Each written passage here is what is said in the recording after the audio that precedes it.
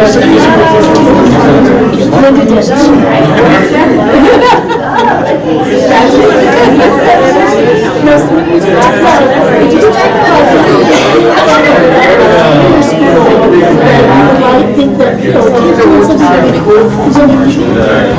daughter dressing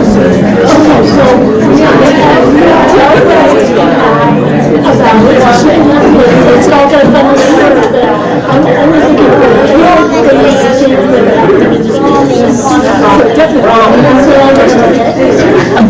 Nice to meet you.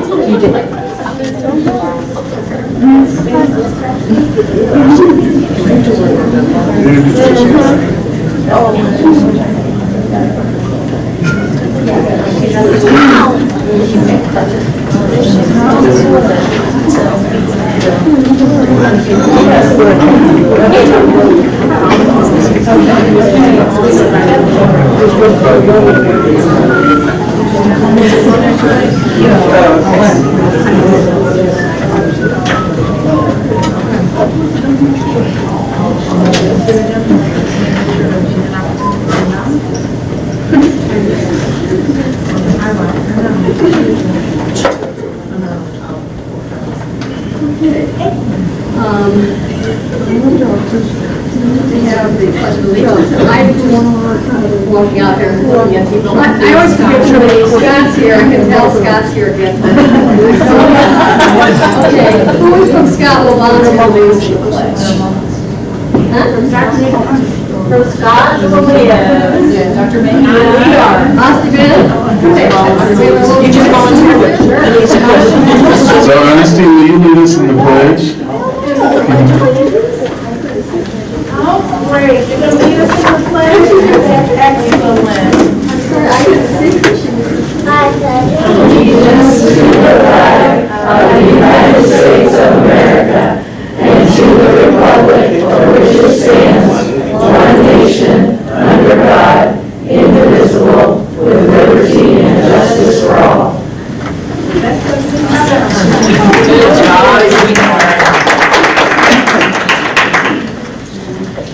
Well, thank you. We really appreciate that. And I'm sorry, I couldn't see you. They were giving me a name here, and I'm looking around.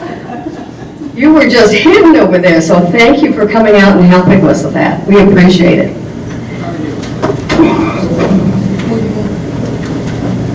We have a motion to adopt the agenda, please. So moved, Madam President, I move that we adopt the agenda as presented. Give a second. Mr. Wood? Mr. Williams? Any questions? Questions? Okay.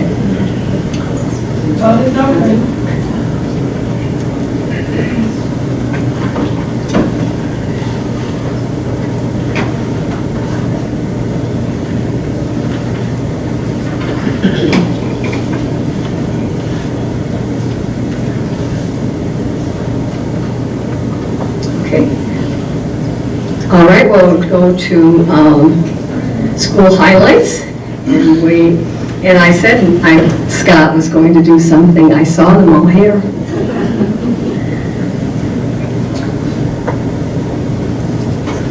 This is always our favorite time. We are so excited. Oh my goodness, such familiar faces. Well, let me give you some facts to make this more exciting.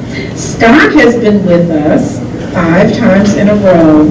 So with that, we have the attendance award, and this is their 10th of the last 15 times. Was that right?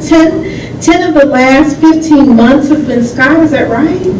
All right, so you've won this award 5 times in a row, but you've won it 10 times over the course of the time that we've had this award. With that in mind, we'd like for Dr. Mejia, the principal of Scott, and Scott team to come on up. That would include students or staff. And maybe we'll change this up a little bit, since you're an old pro, having won this 10 times.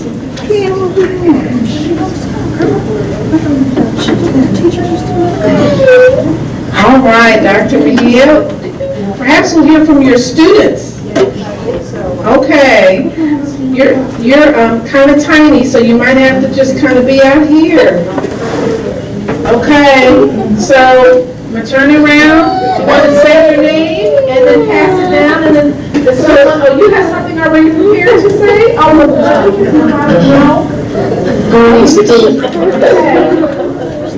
You're going away? There you go. So Xavier. So here's the question.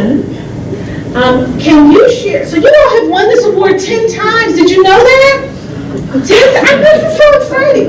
So can you share with the board, and they might have a question or two for you, why do you think Scott has won, we have 32 schools, why do you think that you won 10 times? What makes Scott so special? Why do you think all the kids are showing up?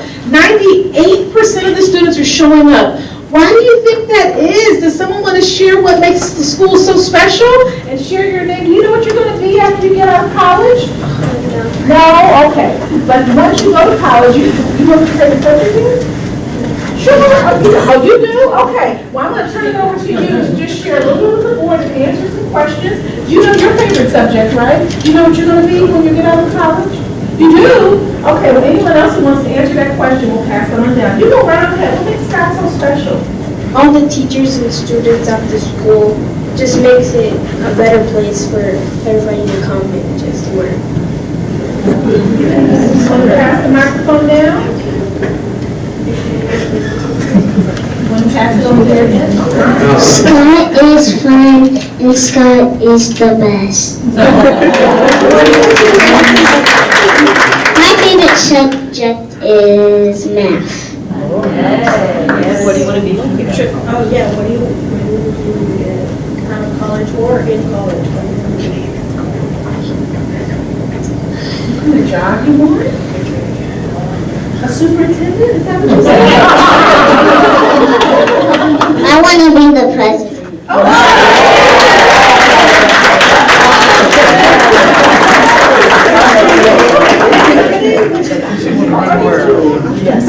Play with blocks.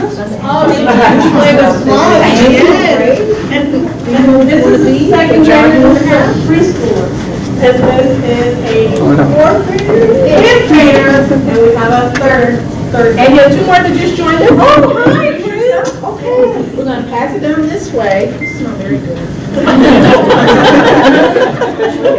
Well, say your name and grade, and do you know what you want to be as a job? Okay, say your name and your grade. My name is Louise. What grade? Second. And then you want to go and say your name and your grade? My name is Vianney. I'm in fourth grade, and I want to be a wrestler when I grow up.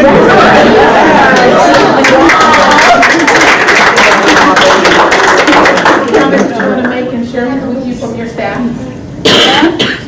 I do want to make a petition that we rename this trophy the Scott Trophy and save everybody some time. I want to pass the microphone to Yesenia and Mrs. Marshall because they are in charge of our attendance, and I would like for them to share with you what all they do to maintain such a high rate, thank you, of attendance in our school. Thank you. Well, we always try to get the teachers to put their attendance in first, and then we try always to call anybody that hasn't showed up to make sure why they didn't show up, if we can help them anyway. And Miss Sandy is very helpful, give them any resource they need or anything, try to get them to school. And I couldn't do that without Yesenia because she dumps all the attendance into a spreadsheet that's color-coded for me every day. So I know the kids in black are excused, the kids in blue have come in tardy, kids in red are the ones that I need to call. So it's just a teamwork and love working with parents. Kids are amazing. But they present perfect attendance classrooms with this crown on a red pillow. There's a whole ceremony. Yes. The kids grab the attendance outside their doors in the pub. There's a healthy competition about it. They want to be at Scott. The parents are committed to having the kids at Scott learning. So it's really our motto this year is as a team we beam, and truly as a team we beam. So we couldn't do it without the kids and certainly without this beautiful team. Thank you. Well, on the end of the beautiful team and our parents, I want to present this award. Since you did the Pledge of Allegiance, I'll just come right to the middle. It says recognizes Scott Dolan, which is the top attendance award winner. And let me shake your hand. Congratulations. Congratulations.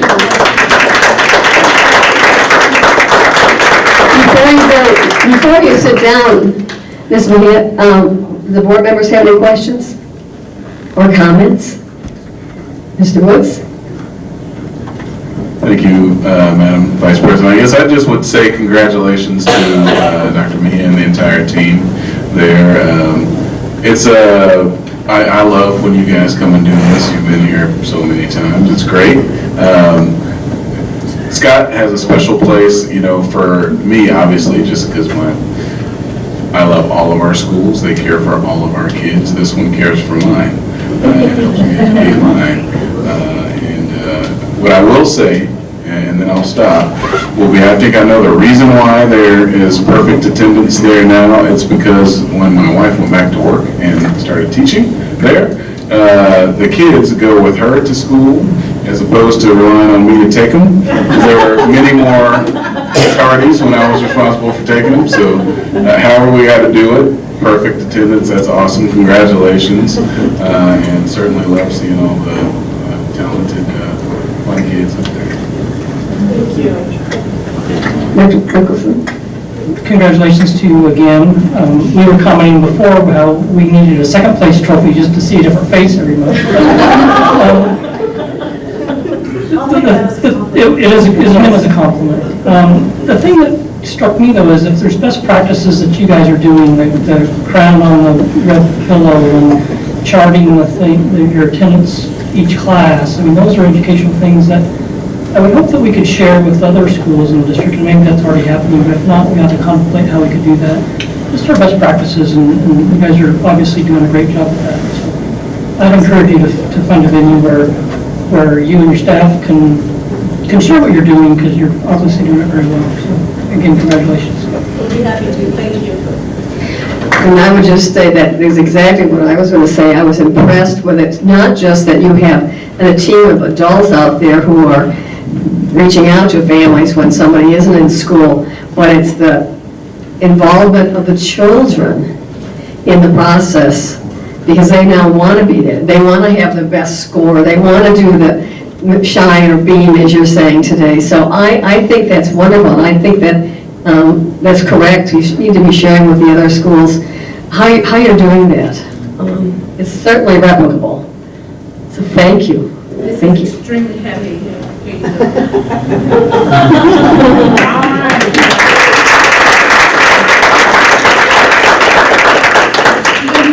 Back up in a few minutes for a photo, and in fact, the photo is actually, this is the only highlight for tonight, right? All right, so actually the photo is now. So Scott students, walk this way. They come on both sides. Okay, here you go, the future president. Okay.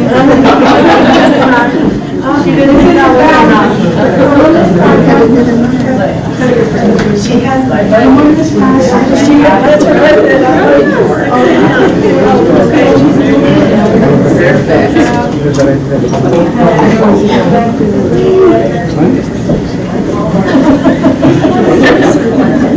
I'll just stand to the side. You stay where you are. Did you see everybody? Ready? Okay, 1,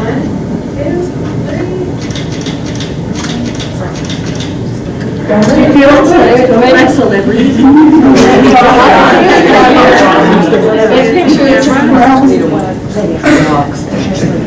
Oh, big smile, come on. 1, 2, 3, say cheese. Thank you. Trying to get you to put your It looks good. Miss Kirby.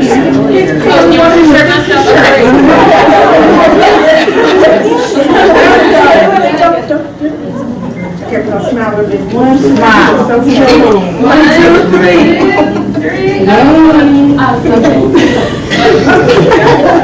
There we go. Ready? 1, 2, 3.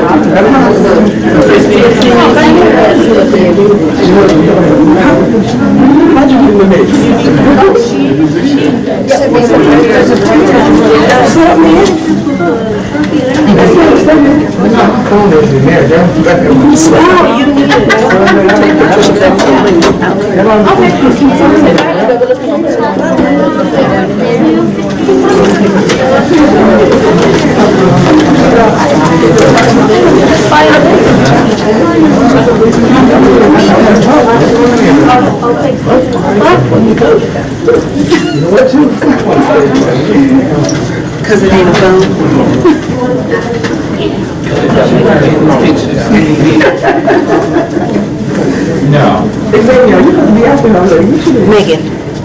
Megan, this your papa?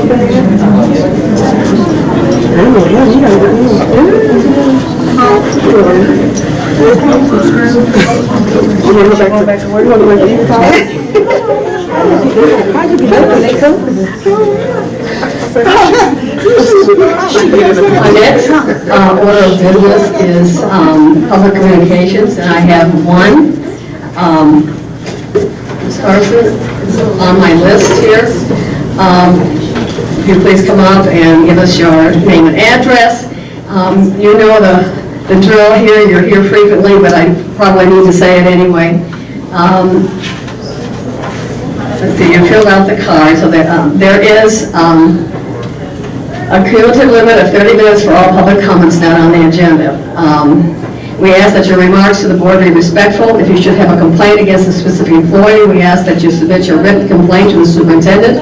If the complaint is against the superintendent, please address your written complaint to either me, the board president, or to the clerk of the board. Good evening. I'm Stephanie Harson. I live at 1033 Southwest Boulevard here in Topeka, Kansas. And I am a special education teacher in our district, proud graduate of Topeka Public Schools, a taxpayer in our community, and the president of NEA Topeka. And I'm here tonight because I just wanted to bring to the attention of our fine board and our fine leadership in this district a concern that I have, and it was just reiterated by Ms. Teets from the League of Women Voters as she arrived. But many of us attend as watchdogs for our organizations to keep people informed. I post on Facebook and Twitter, and there are many parents and teachers who follow along so that they can be aware of what's going on in our district.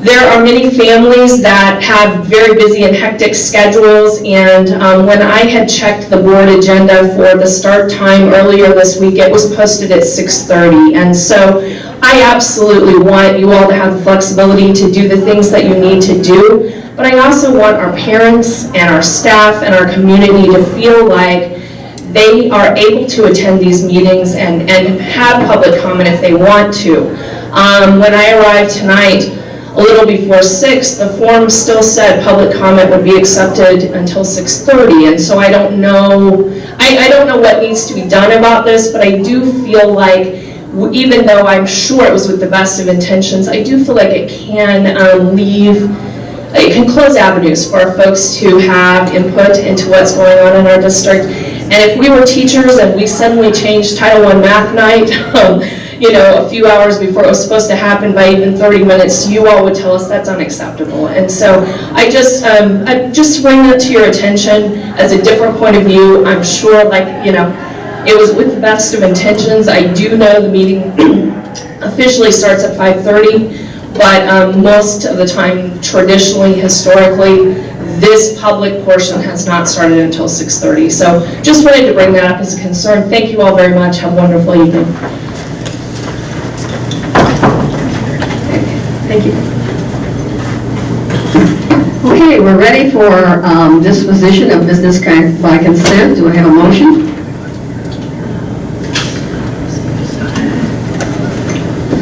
Madam Vice President, I move that the board approve the items of business by consent as presented and authorize the board president or superintendent to sign the special project and purchasing contracts for and on behalf of the Board of Education. Any questions, comments? I do believe that Dr. Grimes has a comment to make to the board about the donation that's listed for Avondale West, I believe. Yes, ma'am, thank you. Just wanted to say Avondale's our second year, just starting to really develop some good community partners. Sunday we had the Community Methodist Church come and do some work at the school, so that was great. And now we have this donation, which is going to help one of our students pursue post-secondary training, and so we wouldn't be able to do that without that community support and without those donations. And so anyway, I just wanted to highlight that it's the community and it's the people who care about this group of populace that is making this happen. So thank you. Thank you. And it's always so heartening to see the number of donations we have, big and small. They make a difference to each one of our children in our different schools, so thank you. Okay, any other comments, questions? Okay, we're ready to vote. No. We need a second. Thank you. Sorry, thank you. Vote is open.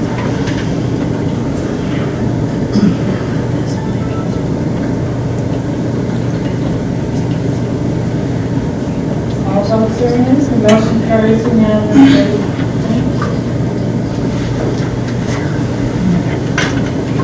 Okay, our next item on the agenda is the superintendent's report. At this time, we have two parts to our report. One is the accreditation report, and part of the accreditation process and data that's collected is graduation. So in addition to Ms. Wallace giving the accreditation report, she'll be giving an introduction to one of the individuals involved with that process, but she'll also be turning it over to Mr. Kipp to talk a little bit about graduation. So we'll be doing both of those, and then we'll open it up for questions. Ms. Wallace? Okay. I would like to introduce Dr. Dole. He is our OBT chairperson, which is the outside visitation team chairperson for the accreditation process.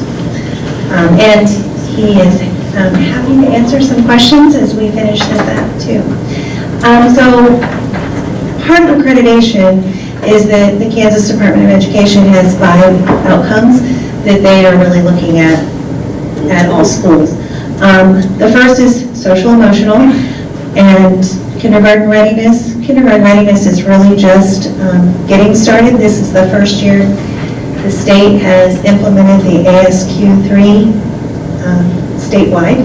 We've given it at preschool for several years. We piloted it in a couple of schools last year. So this year will be our baseline data across the state for kindergarten readiness. Individual plans of study. We have been working on that with our adoption about 4 years ago with career cruising and having, starting at 7th grade, having interest inventories and aptitude assessments and really looking at those pathways and helping students figure out what they want to do. And then graduation rate, which we're going to talk about here in a little bit, and then post-secondary completion and attendance. So what do our students do when they leave Topeka Public Schools? How's the social and emotional quantified? Social emotional, we have to identify a way to measure that. And we are using the, we adopted the second step curriculum at K-8, and then the Obeys materials at high school, and then we are using the SSRS IE through Dr. Lane's research at KU and our implementation of CI3T. So all schools, for the very first time this week, will have completed the first SSRS IE, which is the internal and the external behaviors that students exhibit. And I will bring that data back to you as well. So 2 years ago, we, as we kicked off the accreditation process, did a needs assessment. Each school went through and their building leadership teams assessed where we were on 4 different rubrics. And from that, we selected relationships and relevance as our 2 goal areas for process goals. We are currently in the process of writing some SMART goals around those, but we have identified that our measure for relationships will be our climate survey. We took it in year 1, we took it again this year, and then we'll take it again in year 5 to see that growth. And then we're having building leadership teams this fall reassess where they are on that relationships rubric as a growth model too. And then in relevance, relevance is really around the curriculum and instruction piece, and we will assess that as we look at the KISA rubric again for relevance. What's happening in our data consults and student achievement, I mean, that's always our ultimate goal when you're talking about teaching and learning. And then teacher survey of their needs and the curriculum process. Could you, what are the initials, KESA? KISA, it's the Kansas Educational. I got stumped there too. Nobody knows. I'll have to look it up. Say that again, please.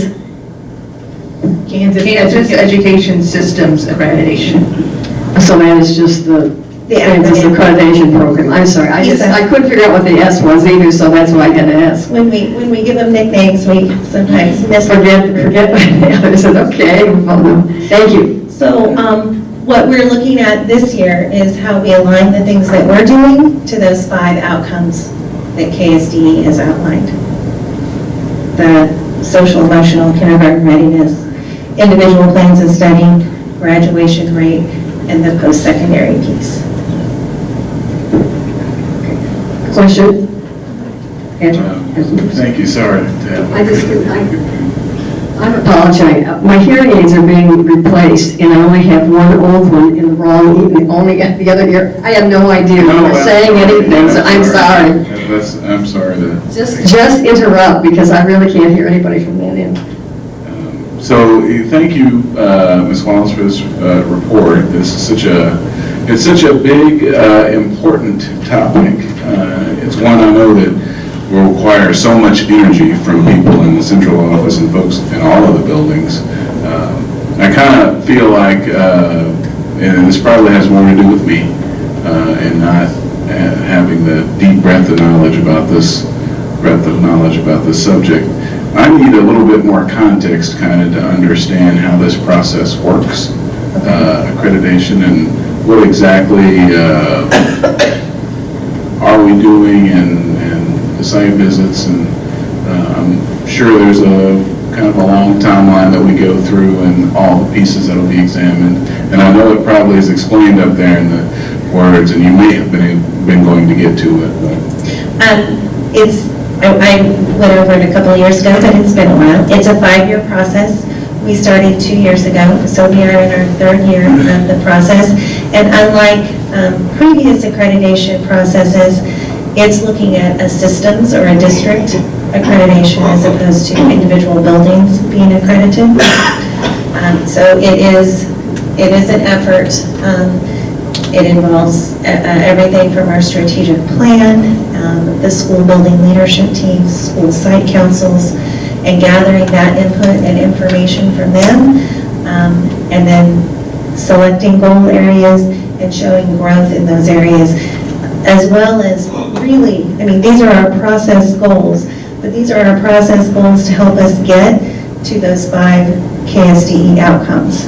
So all of the things that we're doing around social emotional, CI3T, second step, the Obeas materials, PBIS, what we've done with our trauma-informed practices, developing the district mental health committees and school-based mental health committees. The pilot we're doing with KSDE around additional social workers and that mental health piece. Our community partners, whether it's family service and guidance, PARS, All of those things are things that we're doing around social emotional. So when you look at each of those 5 areas individually and the things that we're doing to meet those goals, that's part of that relationships and relevance. They all fit under that, but the end goal are these 5 outcomes. The social emotional was just an example.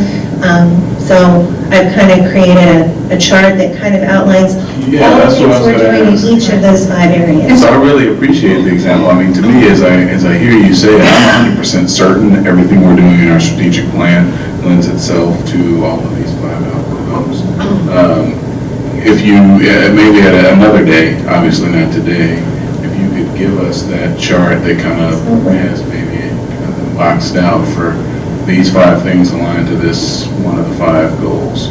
Right, so, one of the things that for this evening, giving that overarching view, and the question that came up, I believe it's from Ms. Kirk, she asked about the notes from the meeting, the last accreditation chair meeting that we had. And what were the notes that were given, or what was the report? The report was given in the form of notes.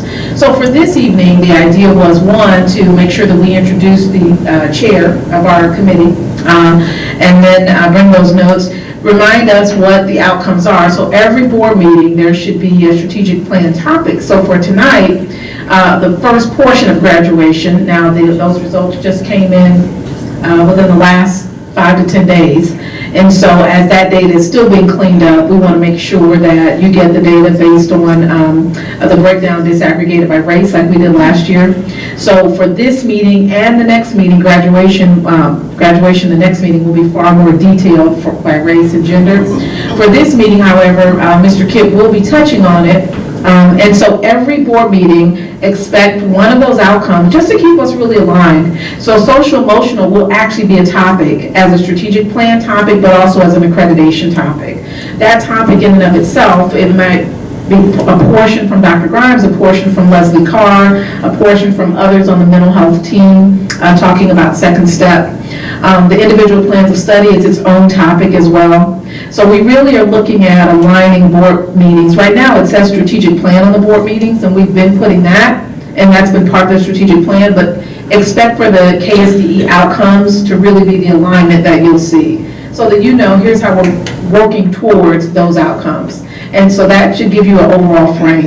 Again, tonight, Mr. Kipp, he's going to join the podium at this time to get into a little bit of graduation, but he's coming back at the next meeting as well to go a little bit deeper into graduation, because by then, the data would have been cleaned up. So this is very preliminary. It can only get better from here, and it's not broken down by race to the degree that it will be down the line. He also put a sheet at your table.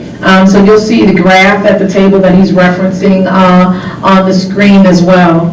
In addition to Mr. Kipp, Mrs. Wallace, I believe, has the notes as well from the meeting, and she'll give an overall view to your question, which prompted us to give this overall framework. So that's kind of the framework moving forward. Mr. Kipp, do you want to? Before Mrs. Kipp starts, so does anybody have any more questions I have to ask of the lady in the red jacket? I'm sorry. Mrs.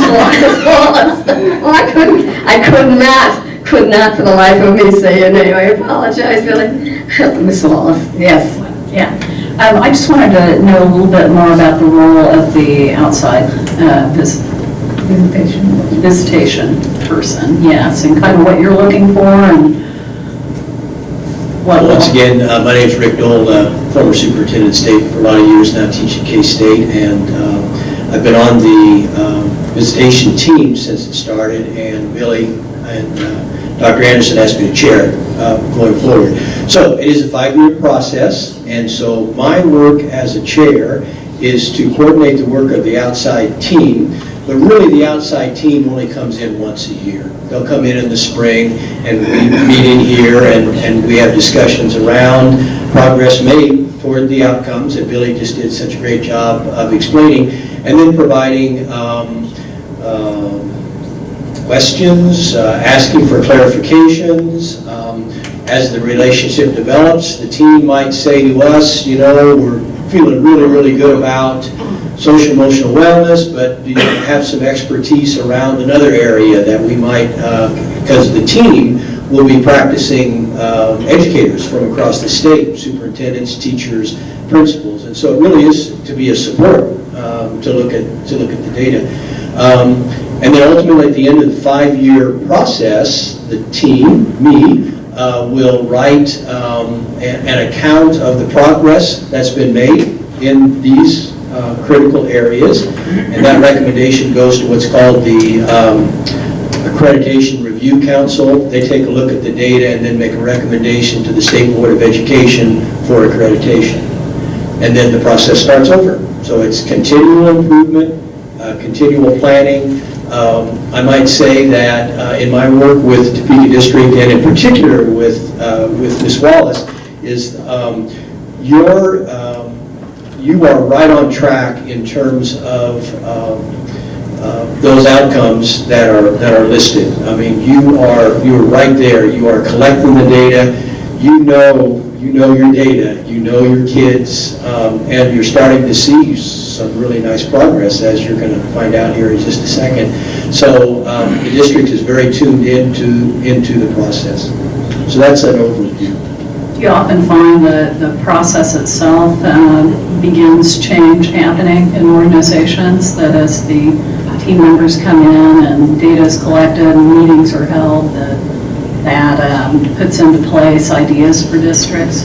Sure. I am also serving as chair of the Shawnee Mission Outside Visitation Team, and the relationship between the chair and the contact person at the school district is critical.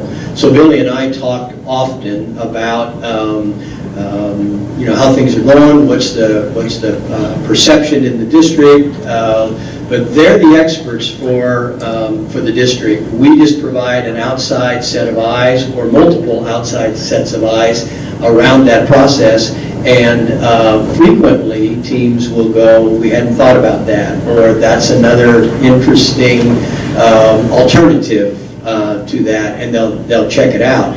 I will say that under Dr. Anderson's leadership, you've got a lot of things going. I mean, a lot of really good things going, and so the team, at least from my perspective, didn't have a lot of additional things to recommend. For most districts, it's keeping track of it and tracking it and making sure it connects, just as Dr. Anderson said tonight, connect that back to the outcomes. We can help with that as well. I really appreciate that it appears to be such a supportive and collaborative process. Having started on this board during the NCLB era, that is a much different approach. And I think Kansans just must be extremely proud to have so many people focused on providing the best for our students. It's really interesting that you bring up No Child Left Behind, because quite honestly in Kansas, maybe across the country, accreditation really got just boiled down to test scores. And it's such an unfairness when we talk about educating the whole child, because when you look at those, they're up there, when you look at those outcomes, that's really talking about the whole child. And so that's a wonderful improvement that we've made, and kudos to Dr. Watson at KSDE for doing that. And in the process of having an outside visitation come in, it's a very coaching, nurturing environment. Fantastic. Thank you for being here today. Any other questions before we move on? For Ms. Wallace? Okay. Okay, Mr. Kim, I'm sorry. I just want to make sure we got that opportunity to ask questions. Totally understandable. Thank you for having me. We're going to try to, it's kind of a small font, so we're going to zoom in. I do have some good news in terms of some of those outcomes that have been addressed before. Like Dr. Anderson mentioned, these are very preliminary. We have till the end, all districts have till the end of October to finalize their graduation rates. But this is the first time we've broken, we're at 80.4% as a district in graduation rate. This is the first time we've broken 80 since over 10 years. So it's a really good trend line as a district. And then as we look at individual schools, we do see increases there as well. Topeka High did have a jump from 77.9 to 78.6. Topeka West had a slight drop from 93 to 92.1. And this is the one that it really is a shocker, to be honest with you. And you know, maybe Dr. Anderson will speak to all the resources that were and the support that really went around Highland Park, but kudos to them from going from a 68.6% graduation rate to an 85.2 graduation rate. So it's... Madam Vice President, may I ask Mr. Kipp a question? You probably don't know the answer to this one, and you decide if it's wise whether or not you answer. But, so when you compare 85.2% graduation rate, first of all, I'm incredibly excited about this. Our entire district and the leadership at Highland Park High School should be commended. We should buy them all, you know, steak dinners and whatever. But I would love to see the graduation rate for Highland Park, and I'd love to see it compared to all of the other high schools around the county. Yeah, unfortunately, they embargoed their rates until the state. Until we did this? Yeah, unless they're having a meeting just like this and putting it in a public forum, but it's their prerogative whether to make that public at this point. I just know I'm certain there are a couple of other high schools in our county that I'm certain that that's such a significant jump. You know, as you mentioned, it's a really pleasant surprise. It's the $64,000 question, of course, that everybody's asking is if we could boil it down to 1 or 5 or 8,000 things, you know, to what do we owe that jump? And I know that Dr. Anderson and her team are kind of already narrowing in on that and trying to find the answer specifically. Well, we do have a lot of theories, and you know, this presentation was kind of meant to be a teaser. We can go more into, there's some really great statistics. You could say, I mean, I don't want to pull out more than is supposed to come out. I mainly just want to draw attention to the fact that I am certain that this is much higher of a graduation rate than many of the other high schools in the county. It's certainly possible. But embedded in that is also increases in traditionally marginalized groups. Yep. You know, you got your Hispanics, your African Americans, food reduced. That's embedded in that increase as well. So that's something you kind of got to weigh, and we'll go into a lot more detail about that next time. I mean, that's really exciting. That kind of gives me chills. It's great. We checked the numbers 4 or 5 times. It's accurate. Would you, when the next time I put parentheses for us too, how many kids are we talking? How many kids did we really impact? I mean, I can tell, that looks like a lot, but when you start looking at how many kids we're talking about, I think to me that's the real exciting part about the number of kids who were impacted with this. That's got to be at least 100 kids. I mean, I'm guessing, I mean, I have no idea, but I'm just kind of ballparking, as a district, we had almost 850 graduates, which is the most I've ever seen in my tenure. Topeka High, well, Highland Park, since we're focused on that, was close to 200 graduates. Now, keep in mind the formula is a little cumbersome because it takes into account dropouts from previous years. So the denominators, it's not a straight linear calculation, but that district number of 800, 3 years ago we were probably doing 600 graduates, and now we're up to 800. So it's definitely moving in the right direction.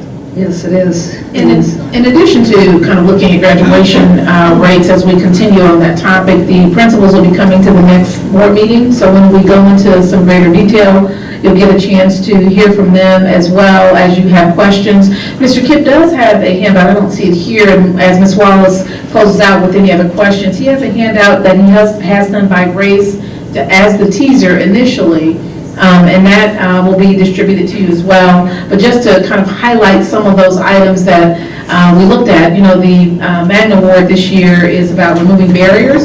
So I asked him from a data lens, talk to me about removing barriers as it relates to our accreditation process and looking at graduation and post-secondary. He really came across some very interesting data, and so Mr. Kipp, just to give a few of those pieces, but then the entire sheet that he prepared, we'll make sure that that's in front of you as well momentarily. Mr. Kipp, can you highlight a couple of those items? Sure. As it relates to graduation first, and then a couple of the other ones that stood out to you most? As it relates to graduation, the discussion of the achievement gap is always at the forefront between, some of the major groups like white, Hispanic, African American.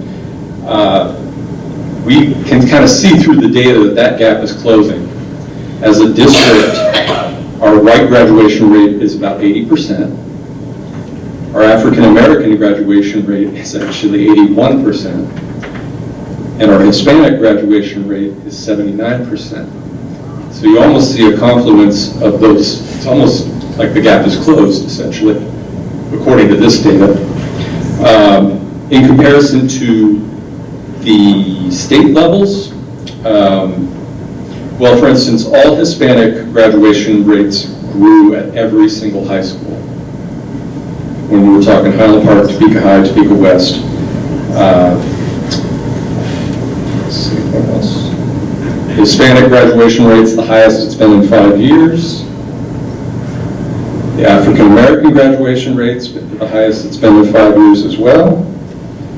So these are the little nuggets of detail that obviously we'll go into more detail about, but I also looked at state assessment data, where are we breaking barriers in terms of state assessments and ACT, and I don't want to make this a 2-hour presentation, but there are some pieces in there where, like, our African American population is performing at the state level of African American kids that are taking state assessments.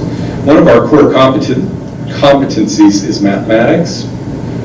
In the past few years, we've really bolstered. A lot of our schools are performing at or above state standards in math. And it's really impressive to see actually Hispanic students outperform the state in math in this most recent state assessments. So I'm throwing a lot of statistics at you, and I want to kind of slow it down and break it down. No, keep going. This is what I'd like to hear, yeah. Yeah, I mean, it's nice to have good news for a change. And Pull up on the screen, I just emailed you what he's saying. Well, wait for that, Mr. Kipp. I'm looking at this and I just had a question. I wonder if our graduation rate shouldn't be higher. If you look at Topeka High is almost 79%, Topeka West is 92%, and Highland Park's 85%. Those are, our average is 80.4. I realize Topeka High has a larger number of students than those other two schools, but sure, that much bigger. We haven't discussed Hope Street and Cap City. They come into the fold, and so mathematically they may be tempering that a little bit. These are just comprehensive. Yes. And here's the other thing with Cap City that we discussed earlier today, is that Cap City, all those students graduate, and correct me if I say this incorrectly, all those students graduate and they meet the requirements to graduate, we have the option, which in this district we do exercise, to keep them until they age out to their 21, which in this state then marks them as a non-graduate. Even though they met the graduation requirements, they walked across the stage, but we have chosen to give them services until they are 21, which we receive funding still for those students. And as a result, all of those students then, those scores are banked, and we don't count any of those students that walked that year. So follow that? So that's for Cap City. So that is an up and down moving target based on however many kids, like Mr. Kipp said, he knows already, we may have 8 or 10 or however many kids that aren't calculated in because we're keeping them under 21. So just know that number is fluid. After they turn 21, we get credit that year. It doesn't go back to the year that they actually graduated. We're essentially banking their graduation. I mean, they still walk, they still get their diploma, but in terms of the data flow, they're just kind of in a limbo. Can you zoom into that a little bit more, if that's at all possible? Just the sheet period, and then we can just kind of go down a little bit. One above with the bold letters. For graduation? There you go. And that handout will be given to you as well. Yeah, so as we kind of look at those pieces, and I think I can kind of read it from here as well, and he's already kind of talked a little bit about the graduation on the Hispanic rates, which he'll go into a little bit further, but the bottom part as well on these Kansas State assessments, the graduation rate in particular for the African-American students being the highest that it's been in 5 years, as well as for Hispanic students, the highest that it's been in 5 years. And then the rate growing at all 3 comprehensive schools. I think he's already touched on that piece. So we are excited. The ACT participation was the one thing he didn't touch on just yet. So we're still working at getting the ACT scores to where they need to be, because many students, it's their first time taking it. But remember, 2 years ago, we started giving it to all of our students during the school day instead of them taking it on Saturday. The state, we're excited, now is offering to pay for that, so that now allows us to still continue to pay for it, but what we'll do is be able to give it to juniors and seniors as opposed to targeting just seniors, because really kids should be taking that freshman on up, in our opinion, but certainly at a minimum at their junior year. So we're just going to expand the number of kids recovering. So our ACT enrollment overall has significantly grown in the participation from 5% to, am I saying that right? Yeah, our participation relative. 52%, is that right? Yeah, 52% of our participation were students of color, as opposed to the state. They had about 28% students of color taking the ACT. Mr. Kipp, when you give us the report with the breakout of groups, could you make sure that it's broken out by gender as well? Sure, yeah, we can do that. Do you have a hypothesis on male versus female or something? Well, we wouldn't share it in this. That's true. A trend I've been trying to pay attention to. I just want to see how it... Sure, makes sense. That's a loaded question. So with that in mind, our graduation rate is certainly heading in the right direction as one of our outcomes that we're watching. If there are any other questions for Mrs. Wallace as we continue to look at those outcomes, the post-secondary, which is where, if you recall our strategic plan, the main thing is post-secondary outcomes, college and career readiness. And now one of the pieces that the state is now looking at is what happens to the kids after they graduate. And so tracking them for 2 years after they graduate. So that's one of the pieces as we look at industry credentials and do they go to a 2-year school. So that's also a new figure that you haven't really seen in the past. That's something new that they're doing that we really started doing a year ago, looking at where kids are going afterwards. Our senior spreadsheets that we use every month, we believe is a big reason why our rates are increasing so much, because we're talking every month about every student, every senior. Did they apply for the FAFSA? Are they going to a 2-year, 4-year? If they're not going to any of those, let's make sure we hire them. Let's have a job fair. I mean, so talking about every individual student is really what it needs to continue to take as we continue to move forward. Are there any more questions for Mrs. Wallace or Mr. Kipp, or any items that you two want to share? So just one question on my part then. So we will be hearing from Dr. Wallace then later on here about where we are in this process, what are some of our where we need to grow, where we need to move on, what we are doing to address all of those issues. You will be hearing all of that. That helps us to understand why we do some of the things we do when we do them. So I would appreciate that. So thank you. It's going to help. I'm sorry. That said, you said that the climate survey is taken how often once throughout the year? It's given once each year. We took it in our first year of the accreditation cycle, and we're in year 3, and we're taking it again. And then we will take it the 5th year as a growth model and a summative growth piece. And one more time about the inputs, who is inputting into that process besides? Well, the climate survey is taken by parents, students, and staff. All 3 have a survey that they take. Parents, staff, and students have taken it, and during parent-teacher conferences, parents will take the climate survey. The rubrics that you're talking about that we're using to measure relationships, and relevance. Each school's building leadership team will complete the rubric, and then we kind of compile that and look at it and look at goals, not just at each building, but at the district level as well. Well, Ms. Johnson, the staff and the students have had their survey. The parents will get there as a parent conference because we get a greater return during the conference time. Yeah, so you'll be getting it next week. And my last follow-up question, have we made, is part of the process just organically measuring that without letting parents and children know exactly what the reasoning for the survey is? I've taken it many times as a parent. I know you all made it electronic for those who would prefer that way, but I don't know that if I wasn't sitting here that I would know this is part of a larger process.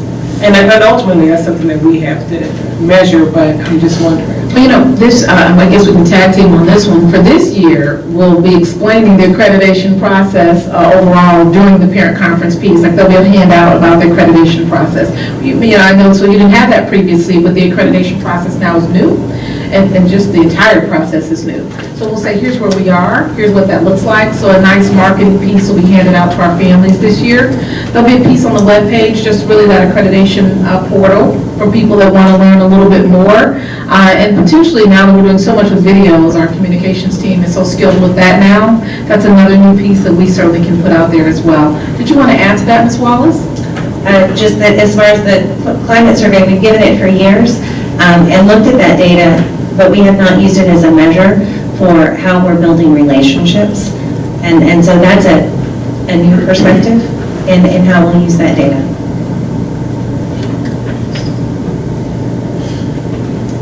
Any more questions, comments, thoughts?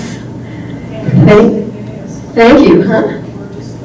I know, and it's great to hear all that we're doing. I mean, it's really, you come away feeling really good. I do. Things are looking better, and we know how we're getting there and how we as a district are getting there.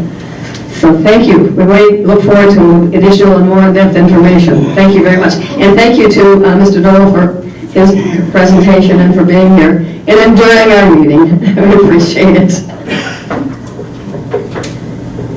Okay.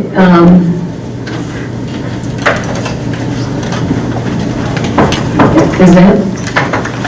Oh, I'm sorry. The superintendent's report on the update of the migrant education is our next item.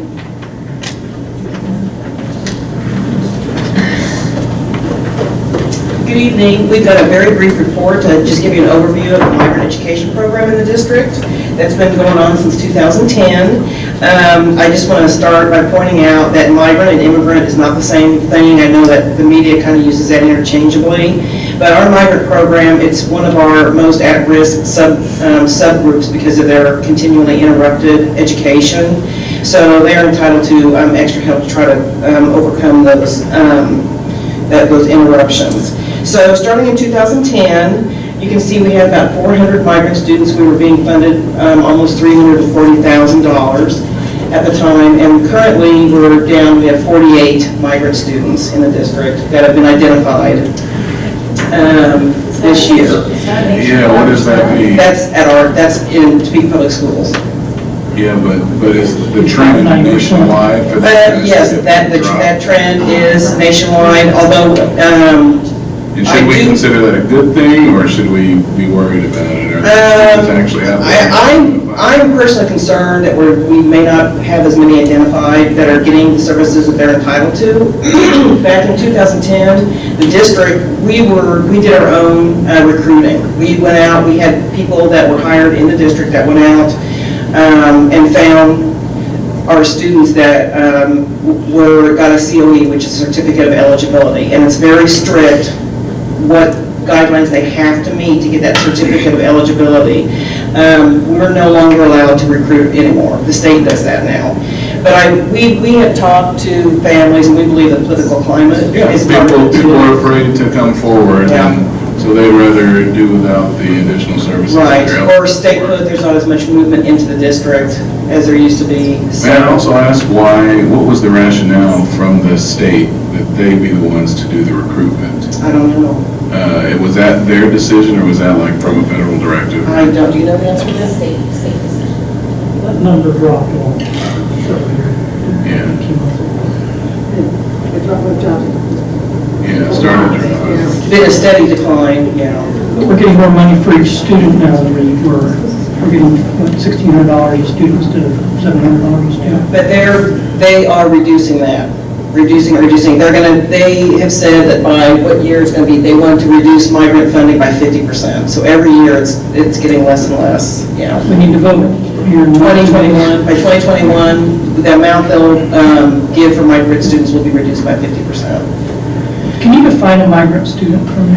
Yes, they either have interrupted education. Is it once a year or? This is Thelma Gavez-Adalbe, and she's been our migrant facilitator since 2010 and up through last summer. And now she followed her dream to become a teacher, and she's a Spanish teacher at Topeka High right now. And she also does the Spanish dual language class at Topeka High. And she knows migrant like the back of her hand. So anyway, but yeah, it's they follow the crops, they follow fishing. It's very specific. They have to have moved so many times. I think on our home language survey it says in the last 6 months. 30. Is there any other qualifier other than those two? I think those are just the two. I mean, is that their livelihood? They're following their livelihood, which means it may take them from Topeka, Kansas in June, July, and August, and then to Texas, and then that kind of thing.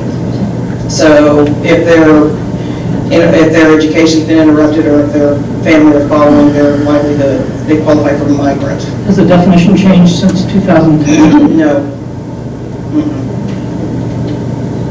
Good questions. Okay, so at this time I'm going to pass the mic to Thelma. I just wanted to make we have been working very hard on graduation rates. Back in 2010, we had 50%. Of course, we had much larger numbers. But last year, we had almost 80%, and I really attribute that to because we always had a very, very strong liaison program where we have staff that work with the migrant kids. They are the liaison between the schools and the families. They do home visits. And so we've really beefed up our graduation rates, and I really feel strongly that that's why. So Thelma's going to go ahead and do this.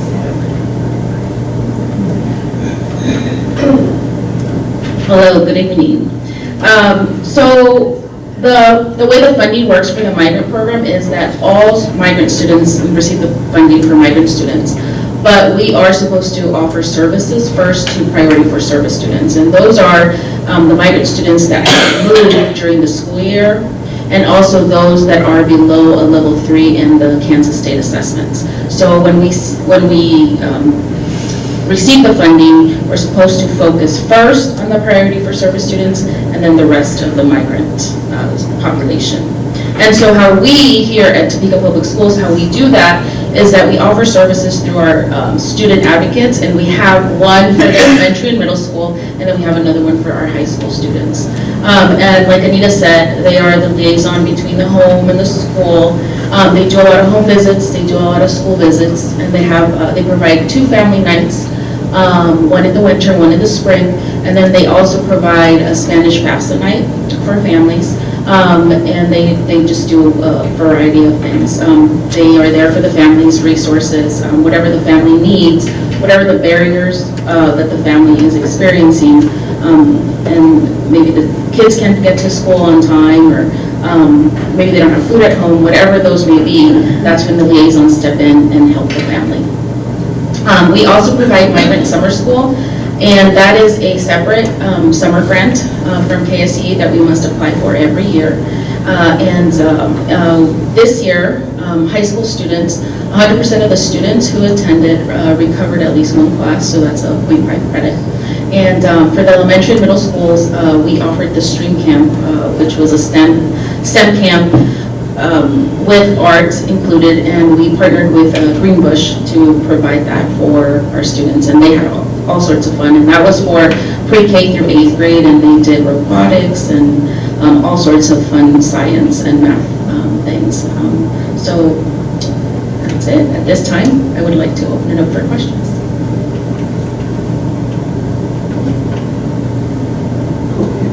Mr. Woods? Thank you, Madam Vice President. Thank you, Ms. Galvez and Ms. Curry. I guess my only question, since I kind of blurted some of them out, we kind of care a little bit about this program. You can tell the questions that you got from board members. What can we do really to help? So when I look at that, I guess my observations, I'm a little alarmed when I see that we had, 400 students and we've gone down to below 50.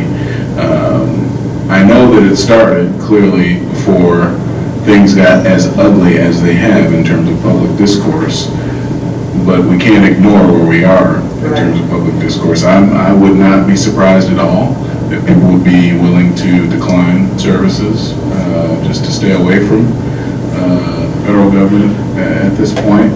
I guess my real worry is that, just as you stated earlier, that all of these students are probably still out there, that we're still serving them, we are just underserving them because they are not, we haven't identified them yet, and that's not the fault of you all. But what can we do in terms of policy or in terms of resources? We thought about that. One thing we did do is we added on, every child in the country has to do a home language survey when they enter a district. And if they change a district, they have to do it again. We put 2 questions on the home language survey that are, did your family move due to or agriculture? We put those questions on there. Have they moved in the last so-and-so months? So when we get a yes check on there, we immediately call the state recruiter and we tell the family, we're going to give them your name, expect a home visit, and here's why, because if you make certain qualifications, it means you get certain advantages, we can give you extra help. So, and if they want any one of our staff to come with them to the door so they can recognize them, we offer to do that.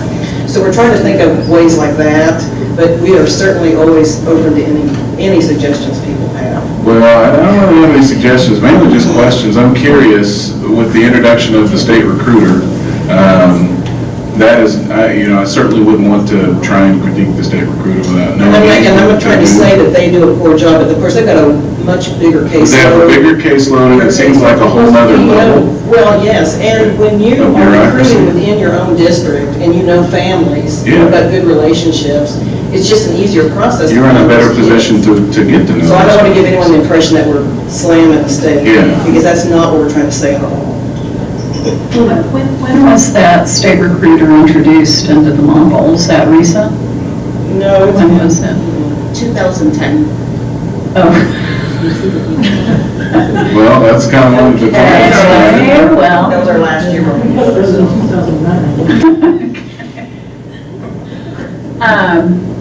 Did you see, it has been the same person, or is it a different person every year?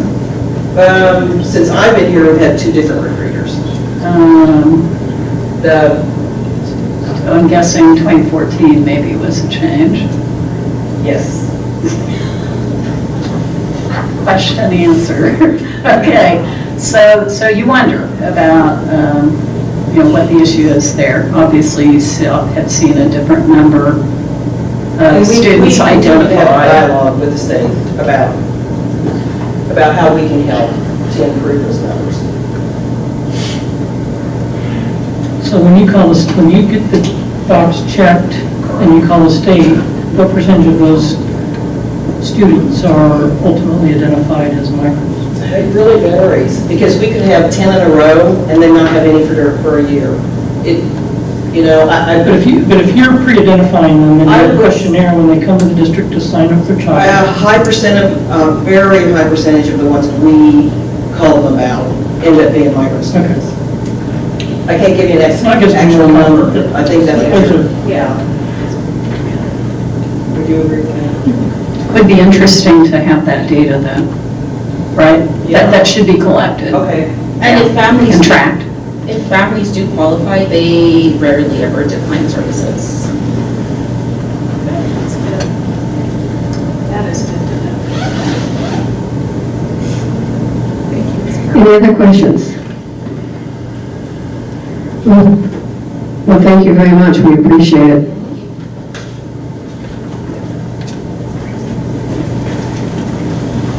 May I have I guess, a handout of that? I mean, I know it's on board docs. That would require me to, Sure. print it off, I won't be in my office tomorrow, but I'll email it to you Monday. I'll just email it to everyone. Thank you.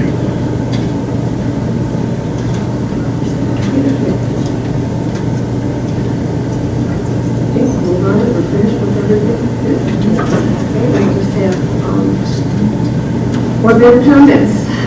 Board member comments? Start down there, everyone's. Well, thanks again for allowing me to attend NUSED conference. It was very informative and very exciting. Highlight of my trip was the swamp tour. Hard to believe people actually live on the river. Got to see an alligator in their natural environment. Also got to partake of fried alligator twice, which was delicious. The host district's building with the trivia was revealed at our session on Tuesday was a school that Lee Harvey Oswald attended when he was in elementary school, and which was very interesting. But we host the conference next year, looking forward to it. A couple quick things. I serve on the calendar committee under Ms. Wallace's direction, and we're fast approaching having 2 calendars to present to the teaching staff to approve over parent-teacher conference weekend and their input, and then hopefully have the next 2 years worth of calendars ready to present here next little bit. It's gone smoothly. Ms. Harson and Ms. Wallace both presented options that are very, very similar, so there's very few differences iron out. I also concur with Ms. Harson in the start time. I think that's a little confusing for our patrons, and we just need to either designate a start time or at least publicize it well in advance. So I would urge administration to think about how to best make that known in advance. So if there are people that want to participate, they know what time to come and can be prepared. And then the last thing is just incredibly proud of the trajectory we're making with graduation. But recognize we got 1 out of 5 that's not making it. So we just need to keep our eye on that student. 1 out of 5 ninth graders, one of those 5 isn't going to graduate. And so we've got some work still to do, and I'm positive that we're making the right steps and doing the right things to get to that. So encourage us to keep striving to get them out. So continue to improve. Thank you.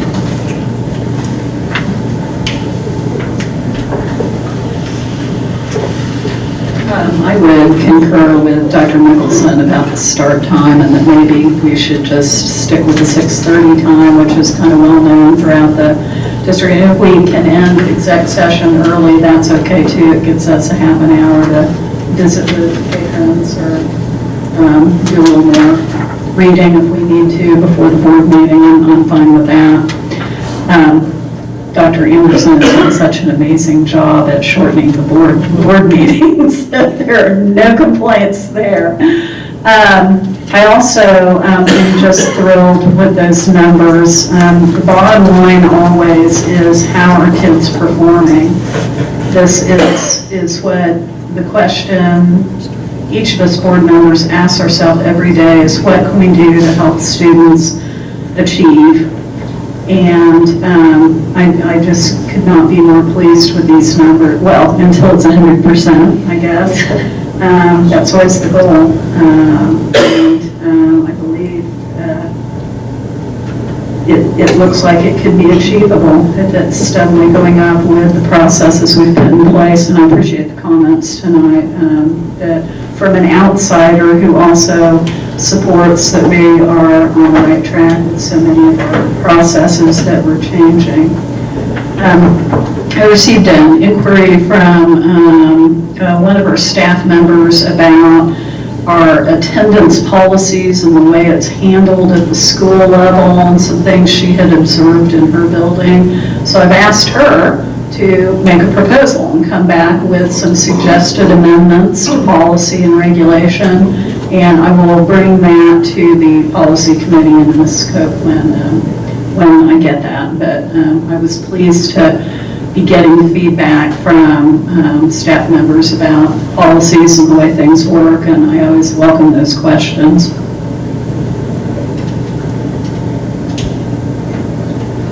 So I would, I guess, start off just, of course, by echoing everything that you've heard from our colleagues. On the 6:30 start time, I think we, in an effort to try to pick things up and make it easier for the people who have to prepare and do a lot of work for these meetings, we may have, we may just decide we need to keep it at 6:30. Totally agree with that. I also just can't stop talking and can't stop thinking about these graduation rates. I think this is awesome. When you think about what our mission is, and you think about many of the things we've been talking about for a long time, the achievement gap and, it's a principal issue. When actually one of the issues, I mean, that's the reason why I know I can say for myself, but I suspect everybody else sitting up here at this day is the reason why we ran for these offices, was to try to eliminate that achievement gap. And when I had Mr. Kipp tell me, so the graduation rate for white students, 81%, black students, 82%, Hispanic students, 79%. That is a pretty significant convergence along something that is on par with, and is it a little bit above the state level? Or they're 82% or something in the state, right? Yeah, we're but it's below that, but it's approaching, it's trending in that direction. Right. And everybody's trending along starting to jump on the same red line. we don't have the same concordance. Yeah. The state has more of a discordance amongst those three groups. Yeah, I mean, that's pretty significant. That's a testament to all the work that's gone on. Increased funding, for sure. Not just to, no kidding. The resources really make the deal. It's a testament, not just the work that happens at this table and the work that happens in this building. It is significant. I mean, it's why we hire superintendents and why we hire and manage a central office team, but really what happens in the classroom. It's really significant. It's an amazing testament to our teachers. I'm going to carry this thing around with me. Probably, I know this is supposed to be a soft launch, and the details will come later, but you can expect me to talk about this and make a little bit too much noise probably between now and the next meeting. So kudos to all of our educators, and it's pretty awesome.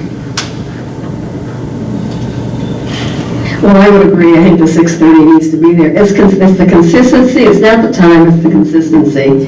That's the big piece. So I would agree to 6:30. Also, want to say thank you for allowing me to go enough set. The one thing I want you all to know is that I came away from that meeting feeling really smug, because it was obvious to me that we were light years ahead of many of the things that were being presented to us as best practices in the district in Louisiana. They were doing good things. They were an upper middle class district. They're not like us. Yet all the things that we're doing, they're just beginning to think about and do. So I'm just really feeling they're not even there yet. I mean, they're coming back home. That felt good. So it's our time to shine next year. So I think so much of things that we're doing here, I just had all sorts of thoughts. I haven't shared them all with Misty yet. The brain's been really smoking here about what we're going to be doing for our presentation to all these districts from across the United States. I mean, they come from Utah to South Carolina to wherever. And so I just felt so good coming home.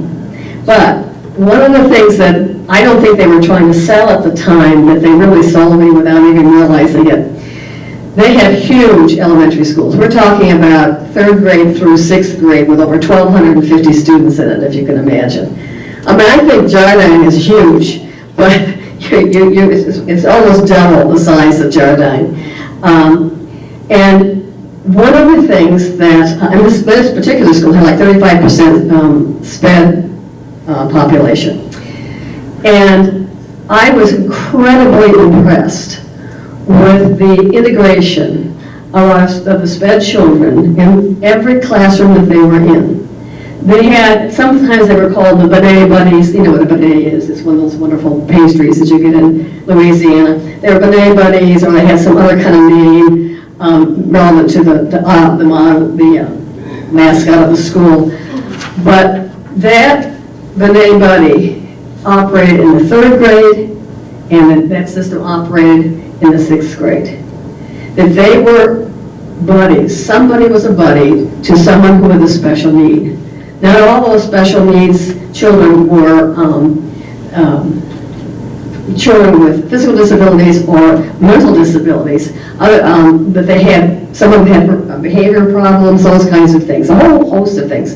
But there was somebody, some child in each classroom, actually it's more, they all wanted to sign up and be a buddy, so everybody gets a chance to be a buddy.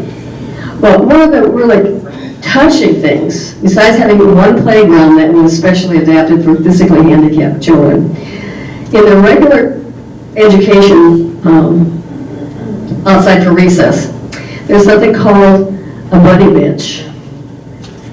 And if you were feeling like you were having a bad day, and this was for anybody, you could sit down on the bench and somebody else would come to that bench and sit with you.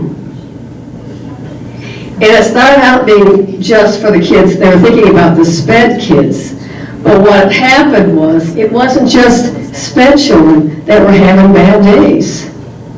And you never knew what it was, but they knew, and they said, and at work, there would be some child who would notice that there was somebody sitting in the buddy bench and would go over and sit with that child. Would they allow school board members to sit in the buddy bench? I probably wouldn't have fit in it, but I just thought, that kind of integration and the whole culture of the school was to be kind, to be helpful, to be responsible, and that set such a wonderful atmosphere for for all kids, but especially for our SPED kids.